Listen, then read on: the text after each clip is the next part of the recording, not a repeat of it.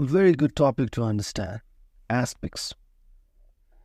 Aspic or jelly is actually a clarified stock which contains a good amount of gelatin in it that solidifies when cold.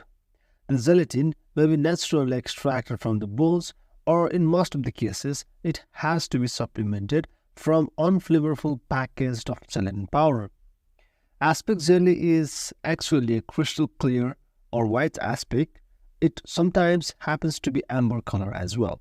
So white or light color aspic is used when natural colors of the food for decoration must be shown, and amber or golden aspic enhances the brown color of the food, especially roast meat and poultry. Aspic has three main purposes: to protect foods from air, which would dry them out and discolor.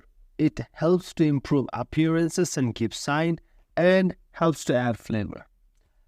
In order to prepare aspic jelly, a well-made naturally gelatinous stock is very much useful as it has superior texture and flavorful, but it is very hard to make the naturally gelatinous stock.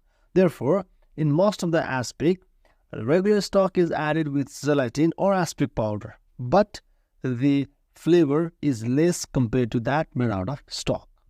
There are two strengths of aspic. Aspic for coating is generally used to glaze cold food. Aspic for slicing is generally used as lining to form timbales or ring balls. Is used to bind ingredients, or sometimes mostly used for holding the shape even in cool temperature, as it contains high proportion of gelatin and it should be somewhat tough and rubbery. Let's make classic aspic jelly. In order to prepare classic aspic jelly, white or brown veal stock is used. Product that release high gelatin like calves feet, pigs feet, pork skin, or veal knuckle bones are used mostly. Follow the basic stock making process and set it in the chiller with the required shape and ingredients in a mold.